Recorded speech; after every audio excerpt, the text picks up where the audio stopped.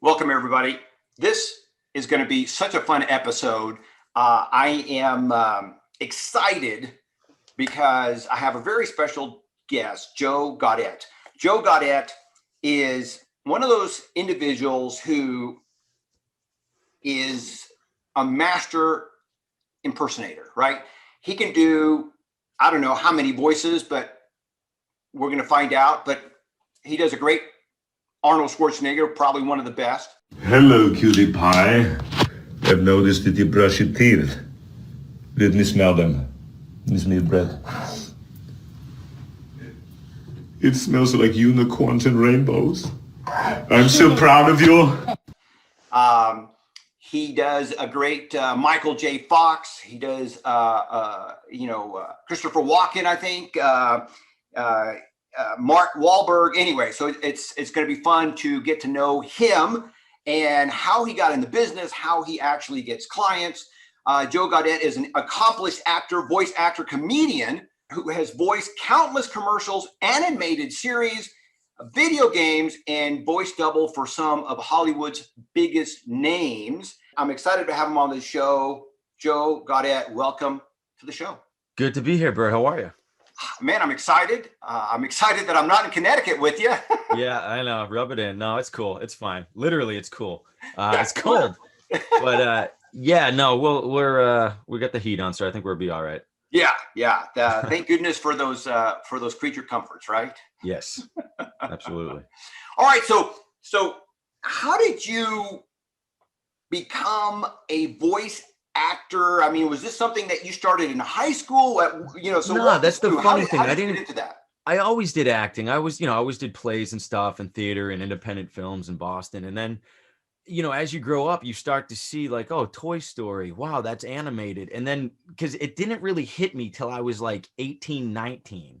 I mean, I saw Toy Story when I was in 5th grade. So it was like, cool, you could do that. But I didn't know to what extent. And then with college, I kind of started realizing what I wanted to do, and I didn't want to do what I was doing in college. So I just dropped out and I said, I want to be an actor. So, but I couldn't go right into it. I had to get a job to pay the bills because I didn't want to be like all my buddies and be that struggling actor. So I had a plan, and I figured voiceover would be flexible enough. I could do it from anywhere because the technology was getting there, right, that I didn't have to be in LA. I didn't have to be in New York. And I literally, if I had a walk-in closet with some blankets and a microphone, I could learn how to do it. So I just Googled and YouTubed everything I could about how to learn how to do it. And it was just practice. You do some free work when you start, and then you just slowly build up the confidence.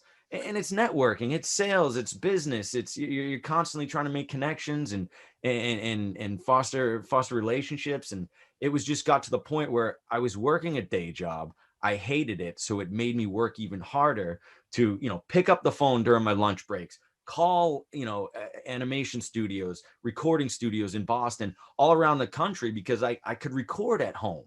So it was just, it started to snowball.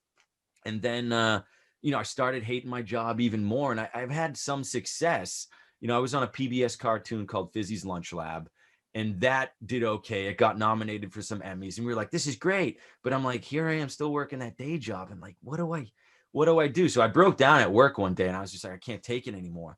I called more studios in the area, and it happened to be a studio in right outside of Boston who was casting for a new Saturday morning cartoon. And I just caught them at the right time. They said, sure, send in your demos. Would you like to audition? So I auditioned, and, call back after call back after call back. I got cast in the show. I couldn't tell my job because I didn't want to get fired because I still had to make money. And so I used all my vacation days. I used all my sick days. I used everything. I would come in early, no lunch breaks, leave early so I could go to the studio and record. So it was like one big lie. And then, my son was born, and I said, I don't want to be that guy who just works in a cubicle for the rest of his life. I want to show my son and my kids that I can do this.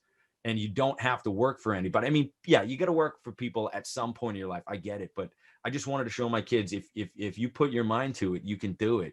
So I quit that job, and I went full time as a voice actor about 6 years ago. And it's work, man. As you know, it's sales. It's getting told no every single day.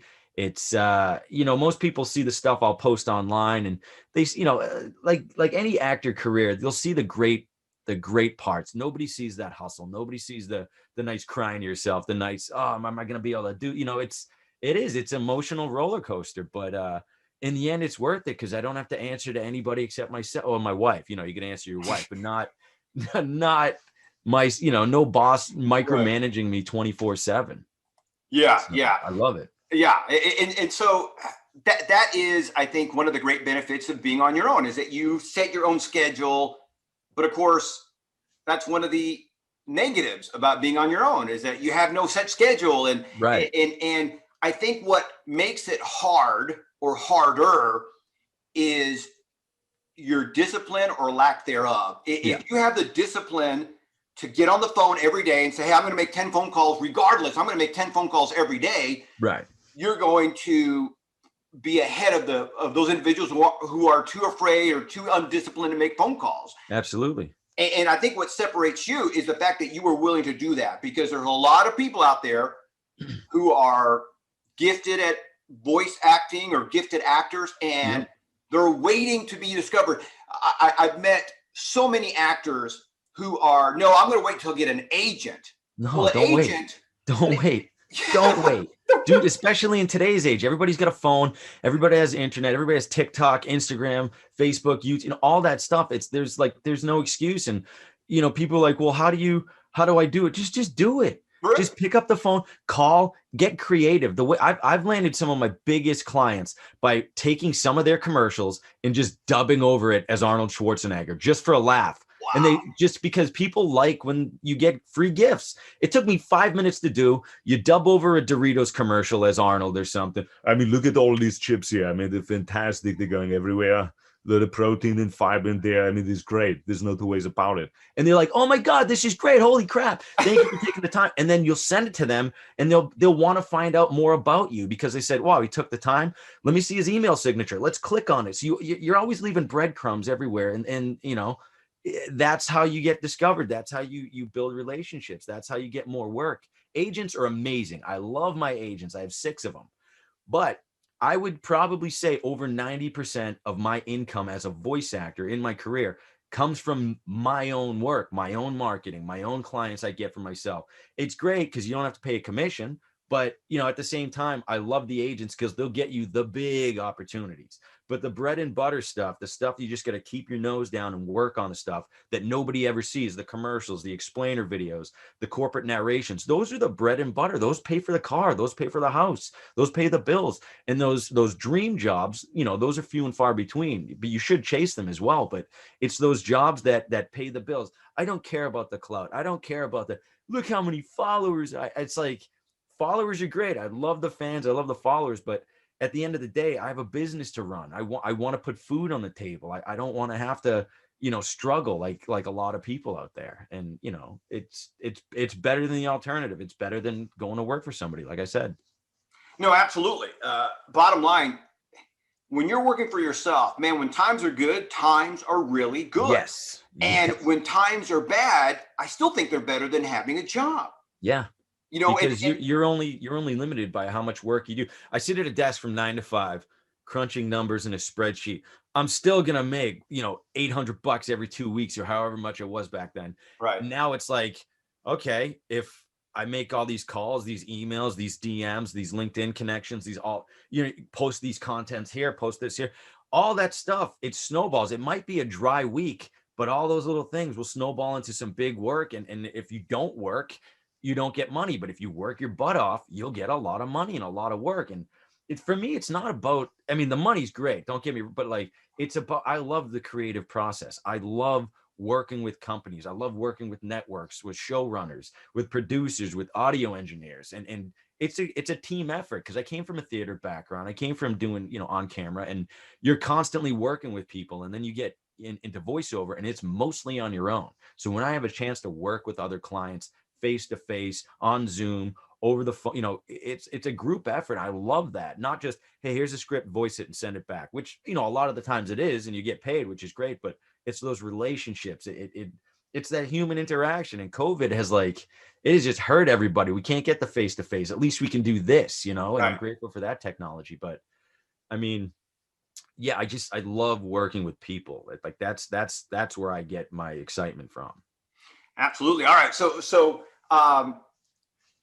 you started full time about 6 years ago. You just said, "Hey, I'm going to cut the cord." Yep. Full time. And you know what? This is something that it can be to your advantage, using that pressure, you know, because a lot of people, and again, I think this is the right thing to do. You hold on to the job as long as you can, just like you did. Right. And, you know, and then when the time is right, you hit the subscribe button and you hit the like button. No, I'm just kidding. You know, but at the right time, right. You cut that cord and you say, okay, I'm going to go on my own. And that pressure of having no job or no, we call it floor, man, that could work for you. And, you know, people ask me all the time, well, I don't know what to say. You don't have to be smart. You don't have to have some really, you know, what do you call it? Great script. It can be as simple as, hi, I'm Bert. I want to do this. And is there, you know, who do I talk to in your company that can Exactly. Worst case scenario. No. Okay. Bye. Right. Move on to the next, keep going. Like, and everybody's going to tell, there's more no's than anything, but it's those yeses and those yeses who tell somebody else. But it's almost like buying scratchers, you know, it's lottery, just boom, boom. I didn't win on that one. Do I spend $30 on this one? I just get like 2 5s. Like, you know, you constantly think like, what do it gets addicting. It really, you know, I get up early every day, 5:30, and then the kids are sleeping until 7. Then I got to get them ready for school. So I can have an hour and a half to myself to do all that stuff. Then my wife goes to work, and then I'll have until about 3 o'clock. And then when the kids go to bed at 7, 8, I'll have 2 more hours in the booth. So it gets addicting because it's like, what am I going to be a millionaire today? Is this the day that, because you don't know, you know, you're grateful you woke up and you're like, all right, let's do this again. And, you know, every day I try to forget about the day before, because like every day's a new day. Let's keep going. And then just have fun. That's the most important thing. Just have fun while doing it. It doesn't have to be mundane while you're chasing that dream. Yeah. And I love what you said there about, is today the day I become a millionaire? Is today that I get that $500,000 or $1 million job? Right. You know, what a great attitude, because you never know. I mean, because it is like scratchers or playing the lottery. Today could be the day that everything changes. It could. And you know what? Okay, so I sent a couple of your Schwarzenegger videos to Arnold. Yeah.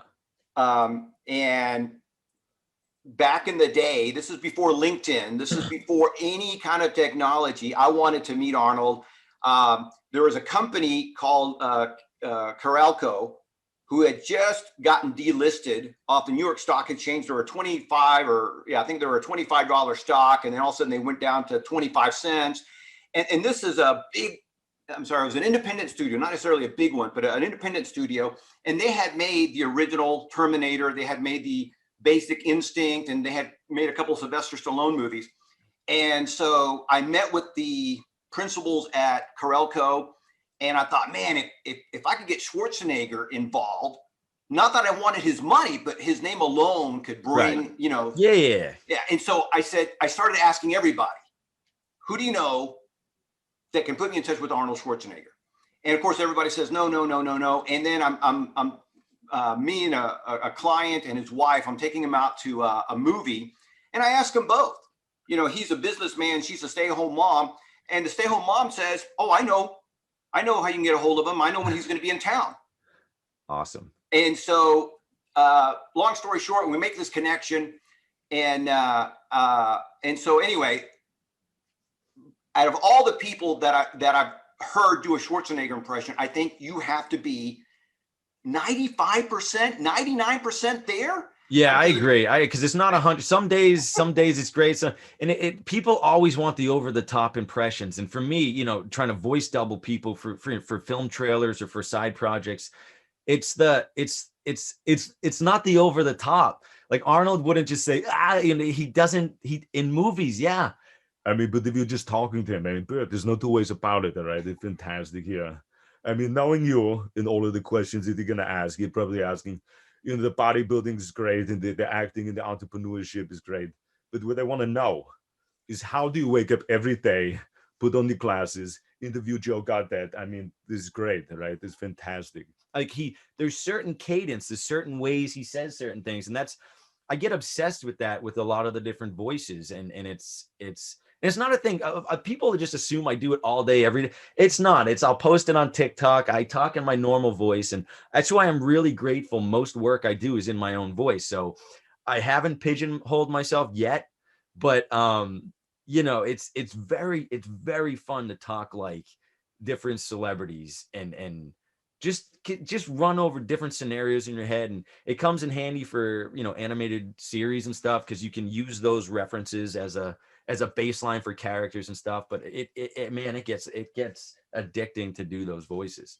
So have you heard from Schwarzenegger? Has he reached out? Have you guys connected? Not personally, but I know, I mean, we've pitched a bunch of different shows to networks, and they were like, well, Arnold's team has to sign off on this and this and this. Yeah. And they're like, no, this wasn't Arnold. This was Joe. So like, they believed that was on. So we're like, we have to get legal involved. I'm like, no. This was, this guy named Joe, this no-name dude named Joe Gaudet. Like, he did. I said, like, oh, wow, that was really good. So that's fun. And then with the deep fakes, those are fun to do, and the technology's getting there. My gosh. I really believe that technology, it will be used for nefarious purposes, right? In terms of entertainment, you have motion capture actors like Andy Serkis with Gollum and all those characters they're doing now. I really believe they'll have legacy characters living on after they pass away, or if they need a younger version, and they'll have actors like me who can double for people and kind of carry on that legacy. I really think that's going to be a thing, and it'll be great for the entertainment industry, because you can carry that legacy on, with care and with respect, not just, let's just make another Terminator movie or another Back to the Future, whatever, just to do it. It's got to be done with care, and it will be abused. It will be abused. Yeah. Oh, absolutely. Any technology out there is sooner or later going to be abused. So, okay. So for Schwarzenegger, how long did it take you to master that impression? Years. I mean, because I normally, like, I remember back 10 years ago, my voice was kind of like up here, and I would work at it. I would probably I would do exercises to get a deeper voice. And then, because I used to do it, and it would sound like he just first came from Austria back in the 60s and the 70s. And then, when he's smoking stogies, his voice gets raspier. So there's a lot of like stuff that goes into it. So it's watching interviews and listening and repeating, watching interviews with all the voices that I do. It's the same process. It's a musicality. I can't explain it to save my life. It's just something I hear and I do, and I shift things around, and you do different pitches. It's a weird thing. I'm like the worst person to explain things, because people ask me, can you teach me how to do it? I'm like, I wish I could. I just don't know how to explain it. And they're like, wow, well, thanks, dude. Yeah. No problem. That guy's a jerk. He just wants to keep the secret to himself. Exactly. And I'm 100% honest with people. Like, I don't hold anything back. So it's like, oh, I'm sorry. All right. So Michael J. Fox. Michael J. Fox. Yeah, Michael J. Fox. Yeah. You do again a spot on impression of him. And one of the things that I think makes a great impression is not only the voice, but also the mannerisms, right? Right. No, it's great. Fine, Doc. No, great. It's fine. Wait a second, Doc. Like, there's all, a lot of that movement, a lot of, back in the day, he was just like, he got excited. He was a very reactive character. The funny story about that, Christopher Lloyd FaceTimed me a couple of weeks ago, because he saw my Michael J. Fox impression, and he FaceTimed me. I'm like, it's the Doc. And he was like, Marty, great Scott. I'm like, Doc, what's going on, Doc? Like, it made my life. Like, I became an actor because of Michael J. Fox and Christopher Lloyd. I'm like, I want to do that. I remember seeing Back to the Future. I'm like, I want to do that. That's amazing. Yeah. So that's what I did. yeah, that's amazing. Okay, so what was I mentioned in the intro that you've done a couple of animated series. What are some of the animated series that people? There's Fizzy's Lunch Lab, which was on PBS. And it's funny, it came back to the voice doubling. They heard me do some impressions, and I was a bit character on there for 2 seasons. I did like 10 or 11 different side characters. And then the actor who voiced Professor Fizzy, his name was Larry Murphy. He now voices Teddy on Bob's Burgers. He went on to do that show and his schedule didn't match up. So they had me voice double for Professor Fizzy. So then I became the lead of that. And then Astro Blast on NBC. It was a Saturday morning cartoon. I voiced Radar the monkey. And he was like a crazy kind of monkey. He's always getting into trouble. And that was a lot of fun to create that. What else have I done? A couple of shows for DreamWorks TV, Cuddly Giants and Extreme Craft Stick Mayhem. Those got canceled. I was like, there's like a running theme in my career. Every time I become a lead in something, we're gonna cancel. We're gonna air 6 episodes. You guys can keep the last 3. I'm like, oh, so I've done Five Nights at Freddy's video games. I voiced Rockstar Foxy, Funtime Foxy, Mr. Hippo in those games, and that was a weird career, like pivotal point in my career because I had never heard of Five Nights at Freddy's. I got cast in the video game, and as soon as I was cast, the fans found out and my social media just blew up and they came out with like the toys and I'm like, I had never heard of Five Nights at Freddy's. And apparently it was this big thing, this big video game, there's merchandise everywhere. And I just was like, wow, I had no idea. So that allowed me to do Comic-Cons and I got to fly around the country, meet the fan. And it was a really cool experience. And that's a fun part of the job because you get to meet the fans and you get to see that they appreciate your work. And what's really cool is they don't know you until they see, the big Comic-Con banner with your face and the character. That's you. I'm like, yeah. So being a voice actor is crazy because people hear me all the time, but I've never been stopped on the street. Never. No, because nobody, it's an anonymous kind of job and I'm okay with that. Well, to me, that's almost like the best of both worlds. Yeah. Because if you have a steady gig as a voiceover actor, but at the same time, nobody knows who you are. To me, it's the best of both worlds. You get to be creative. You get to excel at the field, but yet you're not going to be mobbed. No. And no. When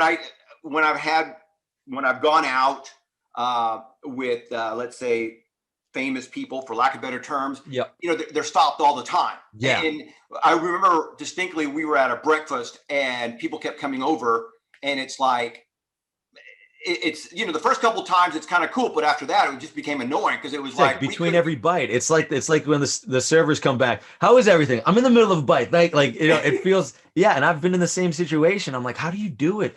He's like, it's just part of the job. And I have a couple of famous friends and they go through the airport with them. Oh man. It's great for me because I can just boom. Yeah, I'll see you on the jetway. Like, but like, signing autographs, taking photos and I've had small run-ins with that. Like when nobody sees my face and I'll be in the bathroom or something and you'd be in the stall and like, the thing is not going to flush. What am I going to do? And then, oh my God, Arnold's, it's doing funny stuff like that. That's funny to me, but I don't do the drive-through. Everybody wants me to do, you got to go to the drive-through and get it on video. I'm like, I think maybe that's my problem. I don't like doing what everybody does. I don't like doing the same videos everybody does. I don't like doing the same impressions and I'm okay with that. I'm just doing what I enjoy. And I think that's got me where I am because I only do the stuff I enjoy. I don't want to do the stuff that's been done. It's well, and I think it's important. I think it's important for your brand, right? Because if you do everything if you're doing everything that everybody else is already doing, how do you set yourself apart? Right. And I think people enjoy what I do on TikTok and Twitter and Instagram because I'm myself and a lot of people are like, well, how do you give so much advice to other voice actors? Like, why wouldn't I? Well, why wouldn't you charge? Why do I want to charge them for the information? Like, I want them to be as happy as me. Like, I'd love to like do a course and like have people download it and the money just keeps coming in. That's one thing, I guess. But like, I like telling people like, this is what you got to do. And when then they complain that they're not successful. And then I ask, well, how much work did you put into it? I made like a couple calls and sent like an email or two. Well, dude, I literally did a course. I had a course where I held other actors' hands and showed them exactly what I do every day. I gave them the same spreadsheets I work with, the same like templates I have to just kind of create different things. Like, and I gave them everything. I'm like, if you follow this, you'll make 6 figures as a voice actor. And then, 3 or 4 months later, hey, how's it going? Well, don't complain to me. And I feel bad, but I'm just like, listen, I'm not a smart dude. I dropped out of 2 colleges. I, figured out what I wanted to do and I just went, 100% at it. And it takes time. It's not going to happen overnight. It's not a get rich quick scheme with voiceover. It's slow and steady, build upon it. Okay, cool. Invest in yourself, invest in your education, get coaching. Coaching is like the best thing you could do if you're a voice actor, because those are the ones they're mostly casting directors too, and they're voice actors, and so they're in the business. They're going to tell you what you got to do to succeed. And YouTube and Google is amazing. That's what I use every day to figure out answers. But like people who are in the industry and you want to get a coach, you go with those professional coaches who are going to put you to that next level, because you don't want to, I plateau an awful lot and I get mad at myself. Why didn't I just do that sooner? And then and my wife's like, yeah, why didn't you do that sooner? And then she'll tell me something, and then somebody in the industry will tell me the same thing. And I'm like, hey, did you hear what so-and-so told me? That's what I've been telling you for like 4 months. You know what I mean? Like, it happens everywhere. It's a universal thing that happens. And it's just like, I kick myself a lot, but I don't think I'd change anything. If I knew what I knew back then, what I know now, I would have been so much further along. But I enjoy the ride. I enjoy and I'm proud of myself, the fact that I did this not on my own, because it's a group effort with whoever you work with, but like I'm proud of myself for just cutting ties with that other job, proving to myself and to my family that, hey, we can do this. And my wife didn't have to work for 4 years, and then she got bored. She's like, I want to go back to work. I'm like, go back to work, go for it. Like, I'm very proud of myself, the fact that I was able to do that. But yeah, I don't want to do anything else. I love being an actor. I love being a voice actor. And yeah, it's fantastic, man. Look at you. I've heard that before. Never heard that before. All right. So what's your favorite thing? If you had to choose one, what's your favorite thing about voice acting and doing? I like, everybody, the money's great. The money's great. Don't get me wrong. But like, I love being creative. I love the fact that I can be whoever or whatever I want to be. Like, I can inspire people with just my voice. It doesn't matter what I look like. I love the fact that I can create stuff with a microphone, my voice, and a script, and just ideas. It's like, it's literally an endless possible, it's endless possibilities. It's amazing. Yeah. And you haven't done any books yet, right? Because you could go into books as well. Audiobooks? Yeah. See, that's my thing. Like, a lot of people like, you should do audiobooks in different like, it's a lot of work. To me, coming, as an entrepreneur, if I'm thinking like that, I'm trying to make the most amount of money in the least amount of time possible. Right. So audiobooks are like a marathon. I just don't have the stamina for that.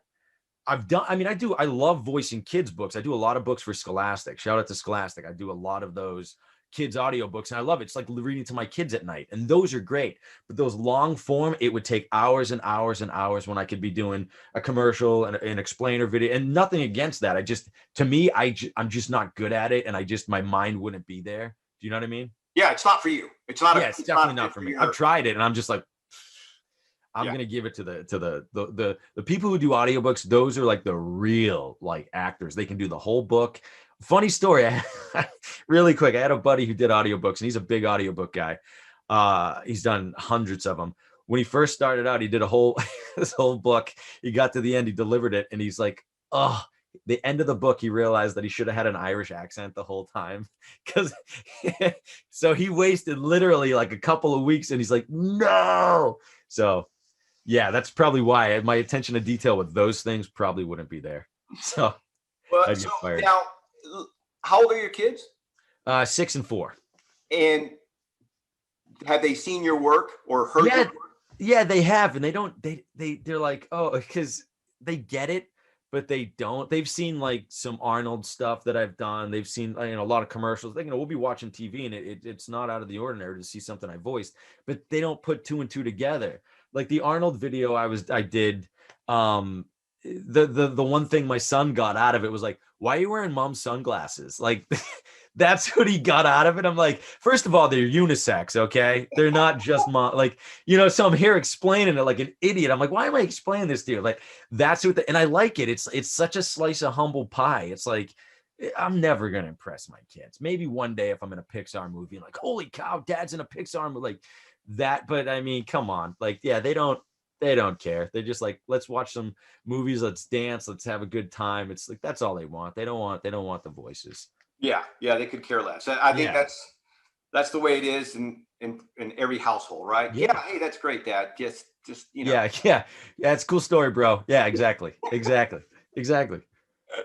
All right. So, what are your career goals? Do you have anything that you kind of set out there? That one big thing. I want to be like the first non-A-list actor to star in like a Pixar movie. Like if I could get to that and prove that you don't have to be the big name. Even if I'm a big name at that point, that'll be cool. But like, a Pixar movie is my ultimate dream, and just doing films in general. Like I'd love to get back in front of the camera. It's been a long time, but I mean, acting is acting. I don't care what it is. I'm happy where my career is going right now, but I just want to, a Pixar movie would be like, that would be that my golden ticket. Like, oh my, I did it. Like, it's all downhill from here, even if it doesn't happen until I'm 60, 65, as long as I keep chasing it, that's the fun of it. Just it gives you something to wake up every day for.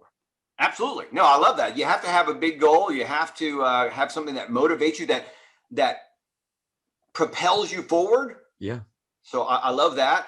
And so how many voices do you do?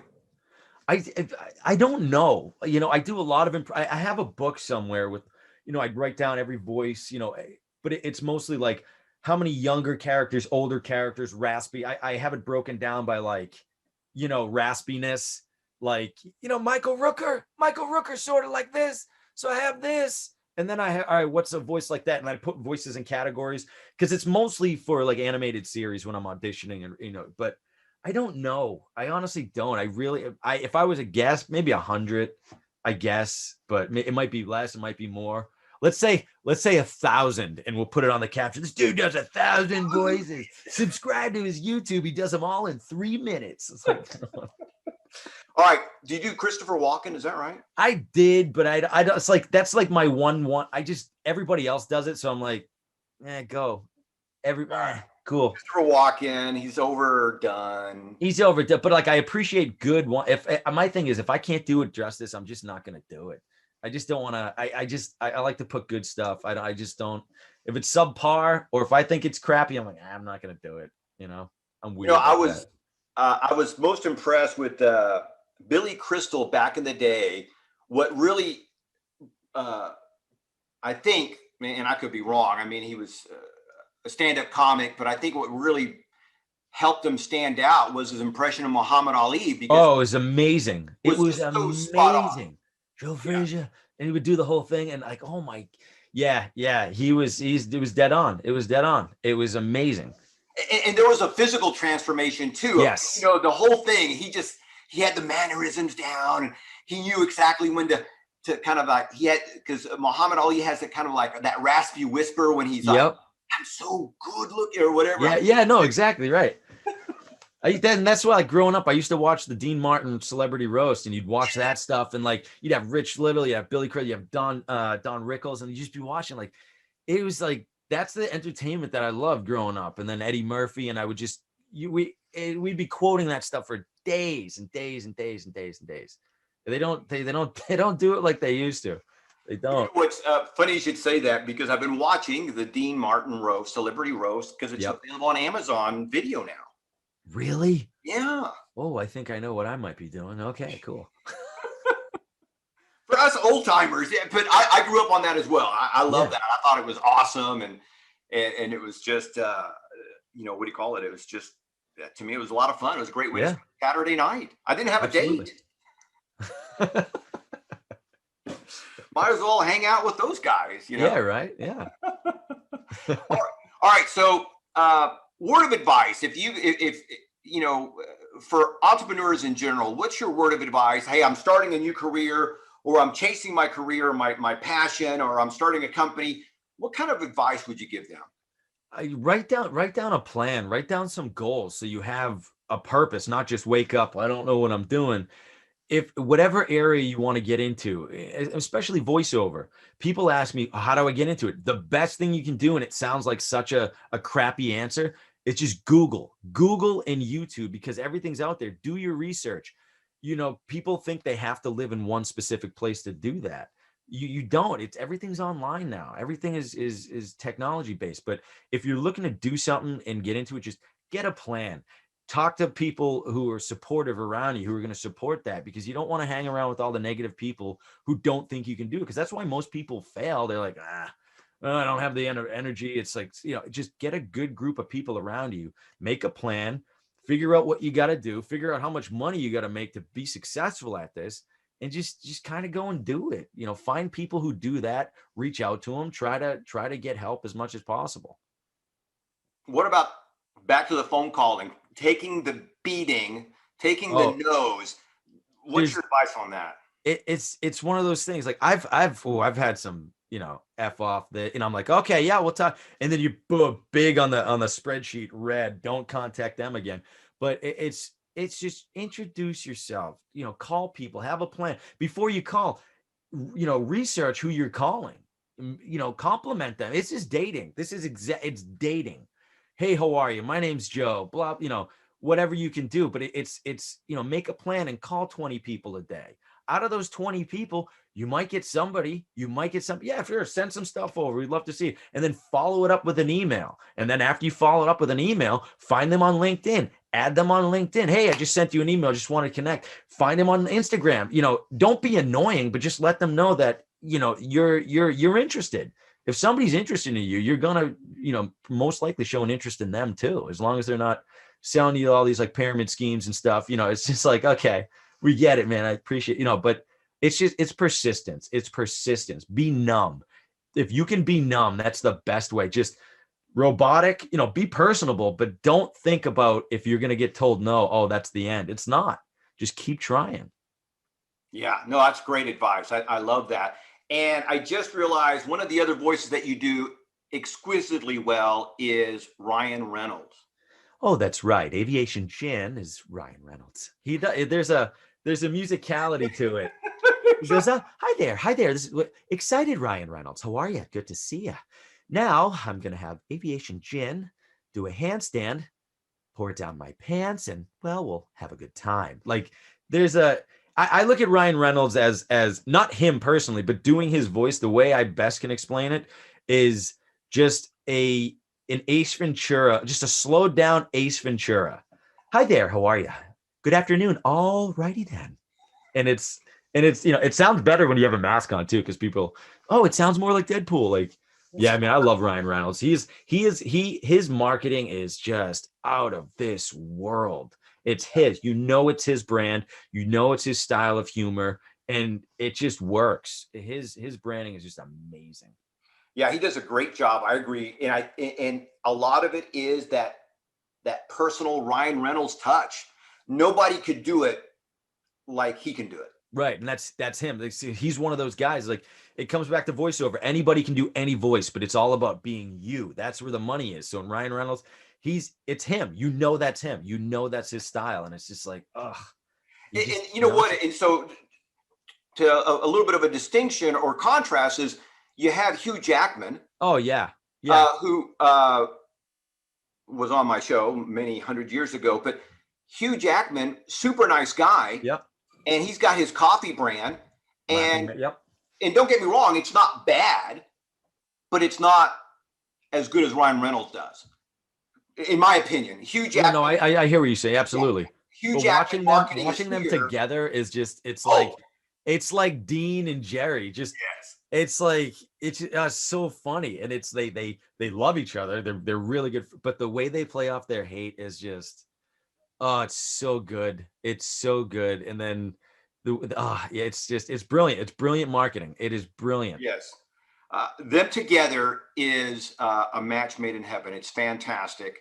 But again, if for those who are into marketing and you want to look at the difference, check out YouTube again. Look at I forgot the name of the coffee brand, but Hugh Jackman Laughing Man Coffee. Yep, Laughing Man Coffee. What is Laughing Man Coffee? And then check out either Mint Mobile or Aviation Gin. And again, it's distinct personalities, but I think Ryan Reynolds brings it better. That's just my opinion. No, I agree. I agree. You know, so no offense there to Hugh Jackman. He does a great not at job. all. And it's just different. It's just, you know, man, you know what, Joe, I've had so much fun having you on the show. I'd love to bring you back, you know, next year and maybe catch up and see what you're doing, see how much closer you got to your Pixar goal. And absolutely. And it's just been an absolute blast. I want to thank you so much for stopping by. Thanks for having me, man. This was awesome, man. I really appreciate it.